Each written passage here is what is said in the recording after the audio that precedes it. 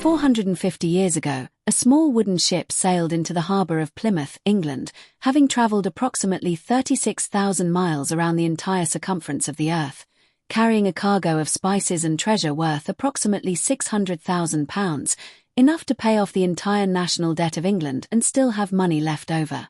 The ship was the Golden Hind. Her captain was Francis Drake, the most feared English sailor of the 16th century, a man the Spanish called El Drac and considered a pirate worthy of death, and whom Queen Elizabeth I knighted on the deck of his own ship in one of the most theatrical political gestures of the Elizabethan age. The voyage had taken 3 years. Drake had left England with 5 ships and 164 men. He returned with 1 ship and approximately 59 men. Everything the others had endured, the mutinies and the storms and the scurvy and the Strait of Magellan and the Spanish galleons off the Pacific coast of South America, had produced, in the surviving ship and the surviving men, one of the most extraordinary achievements in the history of maritime exploration. And the Golden Hind, the most famous English ship of the Elizabethan era, the vessel that had carried the first Englishman around the world and returned him to tell about it, eventually disappeared. Not dramatically. Not in a storm or a battle. It was simply preserved too long, commemorated too carefully, exhibited for too many decades as a tourist attraction at Deptford on the Thames, until the specific rotting inevitability of a wooden hull too long out of the water consumed it. And then it was gone. The timbers were sold. The ship was dismantled. The specific physical object that had circled the Earth became history and then became legend and then became a question that historians and archaeologists asked without expecting an answer. Until 2023, when marine archaeologists working off the coast of California, near the specific bay where Drake had careened his ship in 1579, during the circumnavigation, making repairs and taking on provisions, announced that they had found what they believed were the remains of the Golden Hind's predecessor and companion vessel, lost during the same voyage that made Drake famous. But the Golden Hind is only one thread in the tapestry. To understand what was found off the California coast and what it means, you need to understand the world that produced Drake and the voyage that produced the discovery. And that world was the specific volatile intersection of Tudor England, the Spanish Empire, and the vast oceanic geography that both were simultaneously trying to control. Francis Drake was born in approximately 1540 in Tavistock, Devon, the son of a farmer and lay preacher named Edmund Drake, the eldest of 12 children, raised in the specific poverty of the English rural working class at a time when the gap between the very wealthy and the very poor in England was as vast as anywhere in Europe. His early life gave no obvious indication of the career that awaited him. The Devonshire countryside of his childhood was as far from the sea as the English Midlands, and the family's religious and agricultural roots pointed toward a life of rural obscurity rather than oceanic adventure. The sea found him anyway. His family moved to Kent when he was a child, settling near the Thames estuary where the maritime world of the 16th century was immediately and constantly present. He was apprenticed as a teenager to the master of a small coastal trading vessel, learning the practical skills of seamanship and navigation in the specific hard school of the North Sea and the English Channel, developing the intuitive relationship with ships and weather and water that would eventually make him one of the most accomplished navigators of his era. He came under the influence and the patronage of his kinsman John Hawkins, the Plymouth merchant and sea captain who would become one of the most important figures in Elizabethan maritime history and whose specific combination of commercial aggression and naval ambition provided the template for Drake's own career. Hawkins was conducting slaving voyages to West Africa and the Caribbean in the 1560s, buying enslaved people in Sierra Leone and selling them to Spanish colonists in the Caribbean in defiance of the Spanish commercial monopoly, and Drake sailed with him on these voyages, learning the Atlantic routes and the Spanish colonial geography that would eventually make him the most successful English raider of Spanish possessions. The voyage that transformed Drake from a successful Caribbean raider into the most celebrated English sailor of his era was the circumnavigation of 1577 to 1580. The second circumnavigation of the globe in history, following Magellan and Elcano's first completion of the circuit in 1522, and the first to be completed under the command of a single captain throughout, since Magellan had died in the Philippines and Elcano had completed the voyage without him. The expedition that eventually became the circumnavigation did not leave England in 1577 as a circumnavigation. It left as a raiding expedition, specifically targeting the Spanish possessions on the Pacific coast of South America, which were the most valuable and the most poorly defended in the Spanish colonial world. The Pacific coast had no naval presence because no enemy had ever reached it. The Pacific was a Spanish lake, accessible only through the Strait of Magellan, whose passage was so difficult and so dangerous that the Spanish had not bothered to fortify the ports of Peru and Chile against naval attack from the south. Drake knew this. He had heard from survivors of earlier attempts to reach the Pacific and from the specific intelligence network that English privateers maintained about the vulnerabilities of the Spanish colonial system.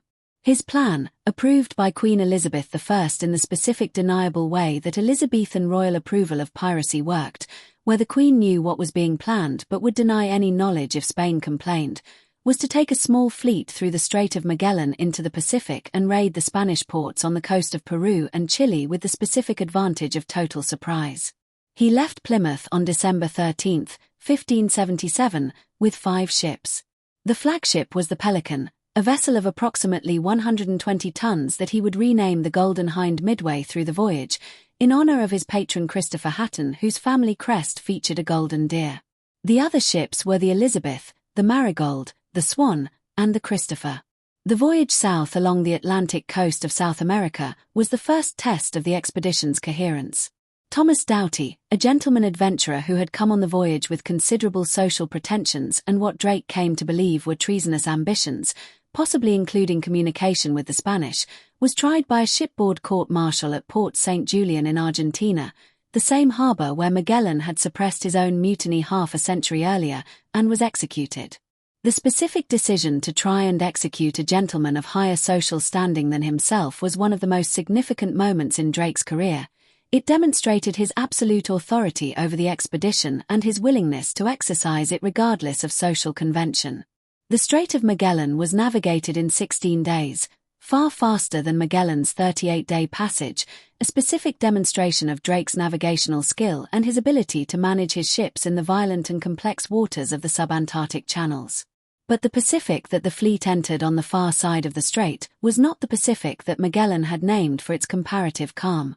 The weather that autumn of 1578 in the Drake Passage produced storms of extraordinary violence that separated the fleet, drove it far to the south, and produced the specific geographical discovery that now bears Drake's name. Drake Passage, the open water between Cape Horn and the Antarctic Peninsula, whose existence implied that the American continent ended at Cape Horn rather than extending to a southern landmass connected to it as the geographical tradition had assumed. The Marigold was lost in the storms, sunk with all hands in the Drake Passage. The Elizabeth turned back and returned to England. Only the Pelican, now renamed the Golden Hind, continued north along the Pacific coast, the last remaining ship of the original 5, her captain undeterred. The raids that followed were the specific commercial achievement that made the voyage financially extraordinary. The Spanish ports of Chile and Peru, Valparaiso, Callao, Orica, were taken completely by surprise, yielding quantities of silver and gold and supplies.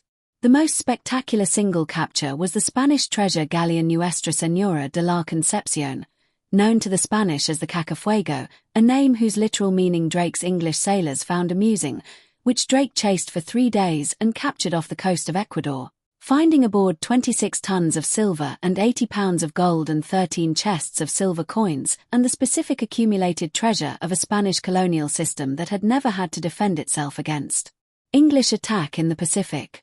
The Golden Hind was now so laden with treasure that Drake's primary problem was not acquiring more but finding a way home. The return through the Strait of Magellan was impossible. The Spanish had been alerted and would have ships waiting. Going west across the Pacific was the alternative, following Magellan's route but in reverse, heading northwest to find the Spice Islands and then returning to England via the Cape of Good Hope. But first he needed to careen the ship, to beach her and repair her hull, which had accumulated barnacles and marine growth over months in tropical waters and needed to be cleaned and recorked to survive the Pacific crossing. He sailed north along the Pacific coast of North America, looking for a suitable harbor. The specific location where he careened the Golden Hind in the summer of 1579 has been debated by historians for over 4 centuries. Drake's own records describe a bay on the California coast where he spent approximately 5 weeks, long enough to make extensive repairs, to make contact with the indigenous Miwok people who inhabited the coast, and to claim the land for England under the name Nova Albion, New England, the specific territorial claim that England eventually failed to follow up and that left California to the Spanish and eventually the Americans. The most widely accepted identification of Drake's Bay is the specific embayment now known as Drake's Bay, on the Point Reyes Peninsula in Marin County, California, approximately 30 miles north of San Francisco. The specific combination of the geographical description in Drake's records, the prevailing winds and currents that would have brought him to this location, and the archaeological evidence that has accumulated over decades of scholarly investigation makes Drake's Bay the most plausible candidate. Though alternative locations have been proposed and debated by the specific community of Drake scholars, who have made the question of his California landfall one of the most extensively researched questions in the history of American exploration. In 2023, marine archaeologists from the California State Lands Commission and the National Oceanic and Atmospheric Administration announced that a systematic underwater survey of Drake's Bay had identified a promising archaeological target on the bay floor, a concentration of cultural material that preliminary analysis suggested might be consistent with a 16th-century wooden vessel. The specific announcement was careful. The archaeologists were scientists, not publicists, and the specific professional culture of underwater archaeology demands caution before claims are made, but the implications were clear. Something was on the floor of Drake's Bay that had not been there before the age of European exploration. The possibility that it might be the remains of one of Drake's companion vessels, specifically the small vessel that some historical accounts suggest he may have sunk or scuttled in the bay before leaving, either because it was damaged or because he could not spare the crew to sail it, was the specific hypothesis that the archaeological evidence was beginning to support. The material recovered from the site included fragments of lead sheathing, the specific metal used to line the hulls of 16th-century English vessels as protection against the teredo worm, iron fastening components consistent with Elizabethan shipbuilding techniques, and ceramic fragments that preliminary analysis dated to the 16th century. None of these individually was definitive. Together, they constituted the most promising archaeological evidence yet found for the presence of a Drake expedition vessel on the California coast. The Drake connection to California matters beyond the archaeology. His 1579 visit, if the Drake's Bay identification is correct, was the first contact between European explorers and the indigenous Miwok people of the Point Reyes Peninsula, a contact that Drake's own records describe in terms remarkably sympathetic by the standards of the era, noting the Miwok's generosity and their peaceful reception of the English visitors and their apparent attempt to incorporate the strangers into their own ceremonial and social framework. The name Nova Albion that Drake gave to the California coast, and the plate of brass that he supposedly left behind marking England's claim, is itself one of the most debated artifacts in American history. A brass plate was found near San Francisco Bay in 1936 and was initially accepted as the authentic Drake plate, then later shown to be a 20th-century forgery.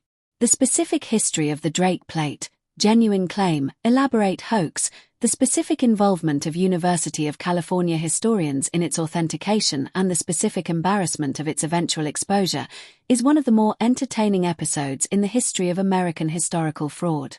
After California, Drake completed the circumnavigation. The crossing of the Pacific took 68 days. The stop at the Moluccas, the Spice Islands, the same destination that had motivated Magellan's original circumnavigation half a century earlier, produced the cargo of cloves that completed the commercial justification for the voyage. The Indian Ocean crossing and the rounding of the Cape of Good Hope brought the Golden Hind back into familiar Atlantic waters. She arrived in Plymouth on September 26, 1580, completing a voyage of 36,000 miles in approximately 2 years and 10 months. The Queen's reception of Drake was the specific political theatre of an age that understood political theatre. She knew that Spain was furious, that Philip II had demanded Drake's head and the return of everything he had stolen, and that the diplomatic situation required a delicate response. She came aboard the Golden Hind at Deptford on April 4, 1581, announced that she had a golden sword with which to cut off his head, and then handed the sword to a French diplomat and told him to complete the knighting. Drake was Sir Francis Drake. And England's deniability about the piracy was simultaneously maintained and laughed at by every European court. The Golden Hind was preserved at Deptford as a monument to the voyage, one of the earliest instances in English history of a ship being preserved as a heritage object rather than being put back into service. Samuel Pepys visited it in 1661 and found it already in an advanced state of decay. Pieces of it were sold as souvenirs. A chair made from its timbers was presented to the Bodleian Library at Oxford, where it still exists. The ship itself deteriorated past the point of preservation and was eventually dismantled. The wreck that the archaeologists found in Drake's Bay in 2023 was not the Golden Hind. The Golden Hind completed the circumnavigation and returned to England. What is on the floor of Drake's Bay, if the preliminary identifications are correct, is one of Drake's companion vessels, possibly a small pinnace that he carried with him and assembled on the California coast, and that he may have abandoned before the Pacific crossing because the Golden Hind could not accommodate its crew and cargo on the long ocean voyage ahead. But it is part of the Drake story. It is part of the circumnavigation. It is a piece of 16th-century Elizabethan England sitting on the floor of a California bay, 450 years after the most celebrated English sailor of his era beached his ship nearby and looked out at the Pacific he was about to cross. The archaeology will continue. The analysis will take years. The specific identification of the Drake's Bay wreck, what ship it was, when it sank, how it was lost, will emerge gradually from the patient work of archaeologists who understand that the ocean gives up its secrets slowly and on its own terms. But something is down there. Something from the age of Drake. Something from the first English circumnavigation. Something that has been lying in the cold water of a California bay for 4.5 centuries, waiting for the specific combination of technology and patience and institutional support and the specific human hunger to know what happened to the ships that didn't come home. The Golden Hind came home. The others did not. And their remains are still out there. In the Drake Passage. In the Strait of Magellan. In the cold waters of Drake's Bay. 4.5 centuries of waiting. Beginning to be found.